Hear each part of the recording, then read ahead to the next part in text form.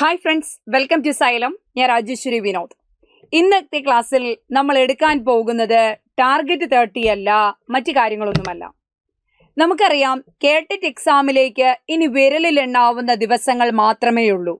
പൊതുവെ അധ്യാപക വിദ്യാർത്ഥികൾക്ക് ഇതുവരെ ഞാൻ കണ്ടുവന്നിട്ടുള്ള കുറച്ച് പ്രശ്നങ്ങൾ എനിക്കറിയാം. അപ്പൊ അതിനെ വെച്ചുകൊണ്ട് ഞാൻ വിചാരിച്ചു, എന്ത് ചെയ്യാം, കേട്ടറ്റിനെ സംബന്ധിച്ച് ഒരു അവലോകനം നിങ്ങളിലേക്ക് എത്തിക്കാം എന്ന് തീർച്ചയായിട്ടും വിചാരിച്ചു. സത്യം പറഞ്ഞാൽ ഇത് കേട്ടറ്റിന് മാത്രമല്ല, LP-UP പരീക്ഷാ ഉദ്യോഗാർത്ഥികൾക്കും വരാം, ശ്രദ്ധിക്കാനുള്ള ഒരു പ്രധാന കാര്യമാണ്. ഓക്കെ, അപ്പൊ നമുക്ക് നോക്കാം. ഞാൻ വലിയ കാര്യങ്ങളിലേക്കൊന്നും പോകുന്നില്ല. ഒരു കാര്യം ആദ്യമേ തന്നെ പറയാം. നിരന്തര പരിശ്രമിക്കാൻ തയ്യാറാണോ? നിരന്തരം, ഒരുപാട് ഹാർഡ് വർക്കിങ്ങോ മറ്റു കാര്യങ്ങളോ ഒന്നും വേണ്ട.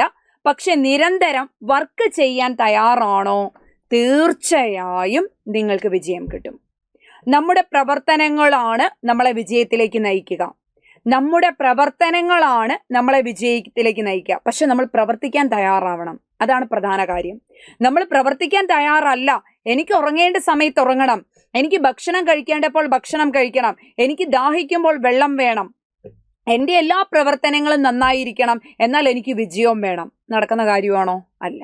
അപ്പൊ നമ്മൾ കുറച്ചൊക്കെ കാര്യങ്ങൾ സാക്രിഫൈസ് ചെയ്താൽ മാത്രമേ മറ്റൊരിടത്ത്, പണ്ടുള്ളവരൊക്കെ പറയും, ഒരു കുന്നുണ്ടോ ഒരു കുഴിയുണ്ട്, ഒരു കുഴിയുണ്ടോ അതിനപ്പുറം ഒരു കുന്നുമുണ്ടാവും. അപ്പൊ കുന്നിന്റെ നെറുകയിൽ എത്തുക എന്നുള്ളതാണ് നമ്മുടെ ലക്ഷ്യം. അതാണ് നമ്മുടെ ജീവിതത്തിന്റെ ലക്ഷ്യം. അപ്പൊ നമ്മൾ എന്ത് ചെയ്യുക? പരിശ്രമിക്കാൻ തയ്യാറാവുക. പരിശ്രമിച്ചാൽ മാത്രമേ ഒന്നും നമ്മുടെ കൈകളിലേക്ക് വെറുതെ എത്തത്തില്ല. നമ്മൾ പരിശ്രമിക്കുമ്പോൾ മാത്രമേ ഭാഗ്യങ്ങളും സൗഭാഗ്യങ്ങളും ഒക്കെ നമ്മളെ തേടി ഇങ്ങെത്തുകയുള്ളൂ. അപ്പം ആദ്യം ഉറപ്പിച്ച് മനസ്സിൽ വയ്ക്കുക, ഞാൻ കഠിനമായി പരിശ്രമിക്കും, എൻ്റെ പരിശ്രമങ്ങൾ എന്നെ വിജയത്തിലേക്ക് എത്തിക്കും എന്നുള്ള ദൃഢനിശ്ചയത്തോടെ, എന്നുള്ള ഉറപ്പോടുകൂടി പഠിച്ചു പോവുക. ഓക്കെ, അപ്പൊ നമുക്ക് തുടങ്ങാം. കേട്ടറ്റ് എന്ന് പറയുന്നത് ഏറ്റവും ആദ്യം നിങ്ങളുടെ മനസ്സിൽ ഉൾക്കൊള്ളേണ്ട ഒരു സംഗതി. കേട്ടറ്റ് അല്ല ജീവിതം, കേട്ടറ്റ് അല്ല നമ്മുടെ ലൈഫ്. പക്ഷേ കേട്ടറ്റിലൂടെയേ നമുക്ക് ലൈഫിലേക്ക് എത്താൻ പറ്റുകയുള്ളൂ. ഓക്കെ, നമ്മൾ പഠിച്ച അധ്യാപന വൃത്തിയിലേക്ക് കടക്കണമെന്നുണ്ടെങ്കിൽ കേട്ടറ്റിലൂടെ നേടാൻ പറ്റൂ. പക്ഷെ കേട്ടറ്റ് അല്ല അൾട്ടിമേറ്റ്. കേട്ടറ്റ് എന്ന് പറയുന്നത് ഒരു മാനദണ്ഡ പരീക്ഷയാണ്. നെഗറ്റീവ് മാർക്കുകളോ മറ്റൊന്നുമില്ലാത്ത ഒരു മാനദണ്ഡ പരീക്ഷ. എങ്ങനെ 5 ടിപ്സ് കൊണ്ട് കേട്ടറ്റ് പരീക്ഷ നേടാം? യാതൊരു നെഗറ്റീവ് മാർക്കുമില്ലാതെ വെറുതെ ഒരു 150 മാർക്കിന് വരുന്ന ഈ ചോദ്യങ്ങളെ എങ്ങനെ എൻ്റെ കൈപ്പിടിയിൽ ഒതുക്കാം എന്നുള്ള 5 ടിപ്സുമായിട്ടാണ് ഞാൻ വന്നത്.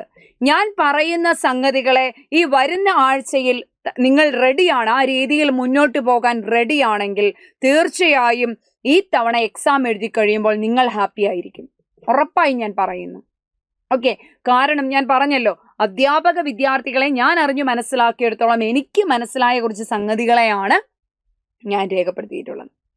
അപ്പൊ തീർച്ചയായും ഇത് നിങ്ങൾക്ക് ഗുണകരമാകുമെന്ന് ഞാൻ വിശ്വസിക്കുന്നു. ഒരു 10 മിനിറ്റ് തന്നാൽ മതി, അധിക സമയമൊന്നും ഞാൻ എക്സ്പ്ലെയിൻ ചെയ്യുന്നില്ല. അതിൽ ഒന്നാമത്തെ ടിപ്പാണ് പരീക്ഷാ രീതിയെക്കുറിച്ചുള്ള അവലോകനം. പരീക്ഷാ രീതി എങ്ങനെയാണ് എന്നറിയണമെന്നുണ്ടെങ്കിൽ ഒരു പരീക്ഷയെ, അല്ലെങ്കിൽ ഒരു 2 പരീക്ഷയെ, അല്ലെങ്കിൽ ഒരു 3 പരീക്ഷയുടെ ചോദ്യ പേപ്പർ എടുത്ത് നോക്കിയാൽ മാത്രമേ സാധിക്കുകയുള്ളൂ. ചോദ്യ പേപ്പർ എടുത്ത് നോക്കിയാൽ പോരാ, ചോദ്യ രീതികളെ അവലോകനം ചെയ്യണം. ഒരു പക്ഷേ ഒരു പഠിതാവിനെ സംബന്ധിച്ച് സാധിക്കാത്ത ഒരു സംഗതി ആയിരിക്കാം ക്വസ്റ്റ്യൻ പേപ്പറുകളെ അനലൈസ് ചെയ്യുക. എല്ലാവർക്കും ഒരേ രീതിയിൽ അപഗ്രഥിക്കാനുള്ള കഴിവുണ്ടായി എന്ന് വരില്ല. അപ്പൊ എന്ത് ചെയ്യുക? നമ്മൾ എവിടെയാണോ പോകുന്നത് നമ്മുടെ അധ്യാപകരോട് ചോദിക്കുക. അതല്ലെങ്കിൽ നിങ്ങൾ എന്ത് ചെയ്യുക? സ്വയം ഒന്ന് മനസ്സിലാക്കിയെടുക്കുക. എങ്ങനെയൊക്കെ ചോദ്യങ്ങൾ, ഇപ്പൊ നമ്മളൊരു വിഷയവുമായി ബന്ധപ്പെട്ട് ആദ്യം മനസ്സിലാക്കുക, നമ്മുടെ കേട്ടറ്റിന് 5 വിഷയമാണ് ഉള്ളതെങ്കിൽ ആ 5 വിഷയവും ഞാൻ പഠിച്ചിരിക്കണം. സാധാരണ കാണുന്ന ഒരു രീതിയാണ്, എൻ്റെ കോർ സബ്ജക്റ്റിലാണ് ഞാൻ പരീക്ഷ എഴുതുന്നത്. നിങ്ങൾ ഓർത്തു വയ്ക്കുക, കേട്ടറ്റ് കാറ്റഗറി 3-ൽ പോലും കോർ സബ്ജക്റ്റ് മാത്രം പഠിച്ചുകൊണ്ട് പോയാൽ ജയിക്കാൻ സാധിക്കത്തില്ല. കോർ സബ്ജക്റ്റിന് മാത്രം പ്രാധാന്യം കൊടുത്താൽ ജയിക്കാൻ സാധിക്കത്തില്ല. പിന്നെ K1-നും K2-നും പറ്റുമോ? ഒട്ടും പറ്റില്ല. അതാണ് പരീക്ഷാ രീതി എന്ന് ഞാൻ ഉദ്ദേശിച്ചത്. ഒരു ക്വസ്റ്റ്യൻ പേപ്പർ എടുത്ത് നോക്കുമ്പോൾ 30 മാർക്ക് കഴിഞ്ഞു, 31ാമത്തെ ഒരു മാർക്കിന് സൈക്കോളജി ഇല്ല. 30 മാർക്കിൽ സൈക്കോളജി തീരുവാ. ഓക്കെ, സെക്കൻഡ് എടുത്തു, മലയാളം എടുത്തു, 30 മാർക്കാണ് മലയാളം. അതിൽ കൂടുതൽ 1, 2, 3, 4, 5 ക്വസ്റ്റ്യൻ ഇല്ല.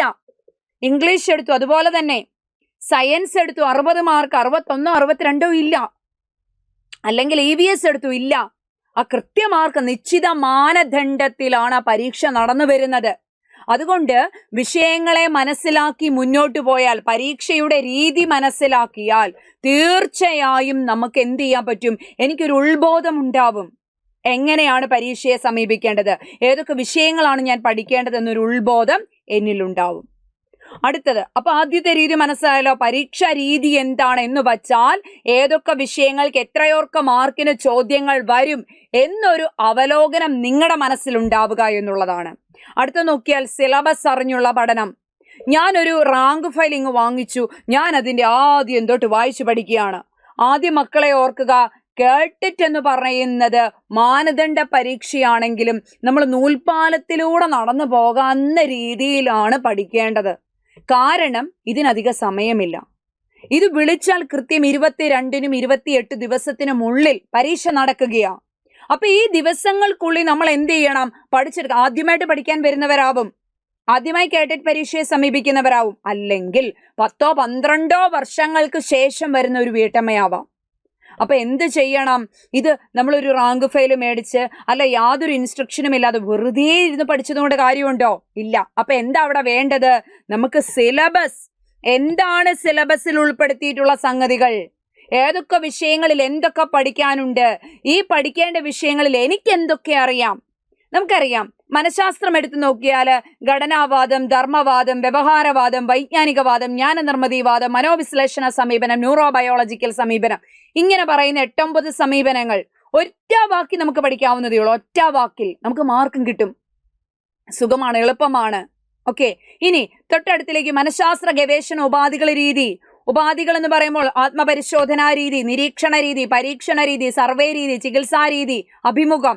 ഒറ്റ വാക്കിൽ പഠിച്ചു വെച്ചാൽ മതി. അഭിമുഖ രീതി എന്നാൽ എന്ത്, ചികിത്സാ രീതി എന്നാൽ എന്ത്, പരീക്ഷണ രീതി എന്നാൽ എന്ത്, ആത്മപരിശോധനാ രീതി എന്നാൽ എന്ത്. ഇതുപോലെ തന്നെ മാത്സ് എടുത്താലും നമുക്ക് ജോമെട്രി എന്ന് പറയുന്ന ഭാഗം നമുക്ക് എളുപ്പമുള്ളതായിരിക്കാം, അല്ലെ അരിത്തമെറ്റിക് നമ്പേഴ്സ് എളുപ്പമുള്ളതായിരിക്കാം, ഇല്ലേ. സയൻസ്, ഇംഗ്ലീഷിലേക്ക് വന്ന ടെൻസ് വളരെ സിമ്പിൾ ആയിട്ട് ടിപ്സിലൂടെ നമുക്ക് പഠിക്കാൻ പറ്റുന്നതാ. നമ്മളിത് ബാലികേറാമലയായി കാണുമ്പോഴാണ് പ്രശ്നം. എന്നാൽ സിലബസിനെ നമ്മൾ എടുത്ത് നമ്മുടെ കയ്യിൽ ഒരു ഹാർഡ് കോപ്പിയോട് കൂടി ഇരിക്കുന്നതാണെങ്കിലോ നമുക്ക് ഒട്ടും തന്നെ പേടി തോന്നത്തില്ല.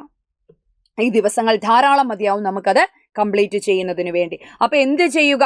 ഇനിയിപ്പോ സിലബസ് നോക്കാനുള്ള സമയമില്ല. അപ്പൊ സിലബസിനനുസരിച്ചിട്ടുള്ള ക്ലാസ്സുകളും മറ്റു കാര്യങ്ങളും ഒക്കെ എന്ത് ചെയ്യുക? നിങ്ങൾ ആ സിലബസ് എടുത്തു വച്ചിട്ട് നിങ്ങൾക്കറിയാവുന്ന ക്ലാസ്സുകളെയൊക്കെ എളുപ്പത്തിൽ നോക്കി പോവുക എന്നുള്ളതാണ് ചെയ്യാനുള്ളത്. ഓക്കെ, എളുപ്പത്തിൽ നോക്കി പോവുക.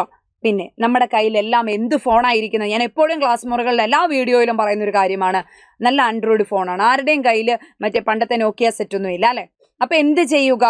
നമ്മൾ പഠിക്കുന്ന സംഗതികളെ അതിൽ റെക്കോർഡ് ചെയ്തു വച്ചിട്ട് നമ്മൾ അടുക്കള പാത്രം കഴുകുന്ന സമയത്തോ, ഇനി തുണി മടക്കി വെക്കുന്ന സമയത്തോ, അയൺ ചെയ്യുന്ന സമയത്തോ ഒക്കെ എന്ത് ചെയ്യുക? ഈ ക്ലാസ് ഓപ്പൺ ചെയ്ത് കേട്ടുകൊണ്ടിരിക്കുക.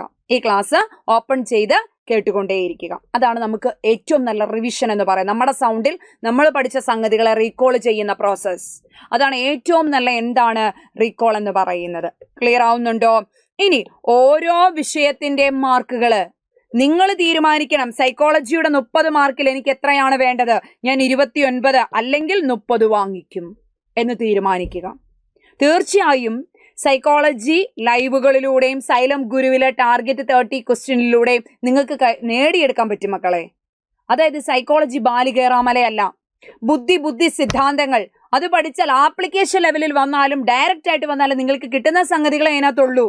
വ്യക്തിത്വ പഠന സമീപനങ്ങൾ കാൾ റോജേഴ്സും എബ്രഹാം മാസ്ലോയൊന്നും മാറിയിട്ടില്ല. അവരുടെ സിദ്ധാന്തങ്ങൾ മാറിയിട്ടില്ല. പഠിക്കാൻ തയ്യാറാണോ? ഉറപ്പായിട്ടും അതിൽ നിന്ന് ക്വസ്റ്റ്യൻ വന്നാൽ എഴുതാൻ പറ്റും. ശരിയല്ലേ? അപ്പൊ ഇതുപോലെ പരീക്ഷയുടെ മാർക്കുകളെ ഓരോ വിഷയത്തിനും എത്ര മാർക്ക് എനിക്ക് അച്ചീവ് ചെയ്യാൻ പറ്റും, എത്ര മാർക്കുണ്ട്. ഇംഗ്ലീഷിന് 30 മാർക്കുണ്ട്, 20 മാർക്കിന് ഗ്രാമാറ്റിക്കൽ പോർഷൻ വരും, 10 മാർക്കിന് പെഡഗോജി വരും. LSRW skills, receptive skill, productive skill, language acquisition device, Noam Chomsky, Stephen Krashen, second language acquisition, ഇതൊക്കെ ഒന്ന് ഓർത്തു വെച്ചാൽ നമുക്ക് എന്ത് മേടിക്കാൻ പറ്റും? ഈ ലാംഗ്വേജ് പെഡഗോജിയിലെ മാർക്ക് മേടിക്കാൻ പറ്റും. അത് ഒട്ടും തന്നെ കഠിനമായ ഒരു അംശമല്ല. മനസ്സിലാവുന്നുണ്ടോ? പിന്നെ മുൻവർഷ ചോദ്യങ്ങൾ നമ്മൾക്ക് ഒട്ടുമില്ലാത്ത സംഗതിയാണ്. നിങ്ങളൊരു 3 വർഷത്തെ, അധികമൊന്നും വേണ്ട, ഇനിയുള്ള സമയത്ത് ഒരു 3 വർഷത്തെ നിങ്ങൾക്ക് പാസ്റ്റിലുള്ള അടുപ്പിച്ചുള്ള ഒരു 3 വർഷത്തെ ക്വസ്റ്റ്യൻ പേപ്പർ ഒന്ന് എടുത്ത് ഓരോ സബ്ജക്റ്റിനെ ഒന്ന് എടുത്ത് ചെയ്തു നോക്കുക. ഈ ക്വസ്റ്റ്യൻ പേപ്പർ വായിക്കുമ്പോൾ നമുക്ക് മനസ്സിലാകും അതിന്റെ ഗുണം എന്താണ് എന്നുള്ളത്. ഓക്കെ, അപ്പൊ ആ ക്വസ്റ്റ്യൻ പേപ്പർ എന്ത് ചെയ്യുക, മുൻവർഷ ചോദ്യം പേപ്പർ ഇനിയുള്ള സമയങ്ങളിൽ നോക്കുക എന്നുള്ളതാണ്. ഇനി അടിസ്ഥാനപരമായി നമ്മൾ പഠിക്കേണ്ടത് മനഃശാസ്ത്രവും ബോധനശാസ്ത്രവും. K1 K2കാർക്കാണെങ്കിൽ എത്ര മാർക്കിനാണ്? 70 മാർക്കിന്. 30 മാർക്കിന്റെ സൈക്കോളജിയും ഓരോ വിഷയത്തിനും 10 മാർക്കിന്റെ പെഡഗോജി കൂട്ടി 70 മാർക്കിനാണ് ഏത് മനഃശാസ്ത്രവും ബോധനശാസ്ത്രവും വരുന്നത്. ഓക്കെ, ഇനി മറ്റൊരു വിഷയം K3 എടുക്കുകയാണെങ്കിലോ K3ക്കും 40 മാർക്കിന്റെ സൈക്കോളജിയും നമ്മുടെ ടോപ്പിക്കിൽ നമ്മുടെ റിലേറ്റഡ് ആയിട്ടുള്ള സബ്ജക്റ്റിൽ നിന്ന്, കോർ സബ്ജക്റ്റിൽ നിന്ന് 20 മാർക്കിന്റെ പെഡഗോജിയും, നമ്മൾ എഴുതാൻ പോകുന്ന ഗ്രാമർ ഏതാണോ, മലയാളമാണോ ഇംഗ്ലീഷാണോ ഏത് ലാംഗ്വേജ് ആണോ അതിൽ നിന്ന് 10 മാർക്കിന്റെ പെഡഗോജിയുമാണ് വരുന്നത്. അപ്പൊ അങ്ങനെ അവർക്ക് നോക്കിയാലും K3ക്കാണെങ്കിലും 70 മാർക്ക്, K1 K2നാണെങ്കിലും 70 മാർക്കിൻ്റെതാണ് ബോധനശാസ്ത്രവും പെഡഗോജി മനഃശാസ്ത്രവും കൂടി വരുന്നത്. അപ്പൊ സ്വാഭാവികമായിട്ടൊന്ന് ആലോചിച്ച് നോക്കിയാൽ നമുക്ക് ജയിക്കേണ്ടത് 90 മാർക്കാണ്. ഈ മനഃശാസ്ത്രത്തെയും ഈ ബോധനശാസ്ത്രത്തെയും ഒന്ന് കൈപ്പിടിച്ചാൽ തീർച്ചയായിട്ടും നമുക്ക് ജയിക്കാൻ പറ്റില്ലേ? പറ്റും. 70 മാർക്ക് വേണ്ട, 70ൽ 50 മേടിക്കാൻ പറ്റുമോ? 70ൽ 50 മേടിക്കാൻ പറ്റുമോ? പറ്റും. പക്ഷെ നമുക്കിത് ഇപ്പോഴും അറിയില്ല, പലർക്കും അറിയില്ലാത്ത സംഗതികളാ. മനഃശാസ്ത്രത്തിന്റെ 40 മാർക്കും 30 മാർക്കും, 30 മാർക്കിൽ ഒരു 25 മാർക്ക് മേടിക്കാം, 40 മാർക്കിൽ ഒരു 32 മാർക്ക് മേടിക്കാൻ മേലെ. ബാക്കി പെഡഗോജിയിൽ നിന്നുള്ള മാർക്ക് അച്ചീവ് ചെയ്യാൻ മേലെ. പെഡഗോജി ഒക്കെ ആപ്ലിക്കേഷൻ ലെവലാണ് എന്ന് വെച്ചെല്ലാം ആപ്ലിക്കേഷൻ അല്ല. ഇപ്പൊ നമ്മൾ ശാസ്ത്രബോധനം എടുത്താൽ ശാസ്ത്രബോധന പ്രക്രിയാശേഷികൾ എന്തെല്ലാമാണ്?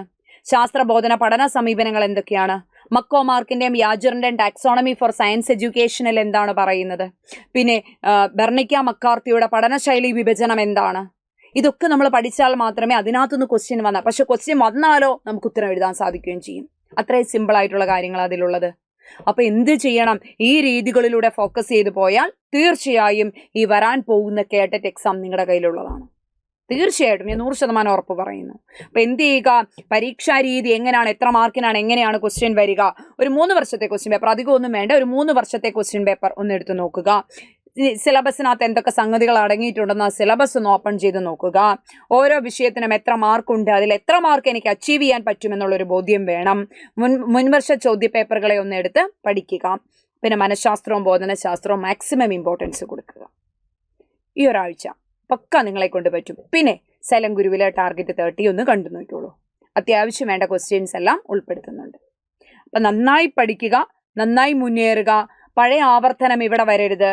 നമ്മളുടെ കഴിവുകൾ കൊണ്ട് നമ്മൾക്ക് പരിശ്രമിക്കാം. നെഗറ്റീവ് മാർക്ക് ഇല്ലാത്തതാണ്.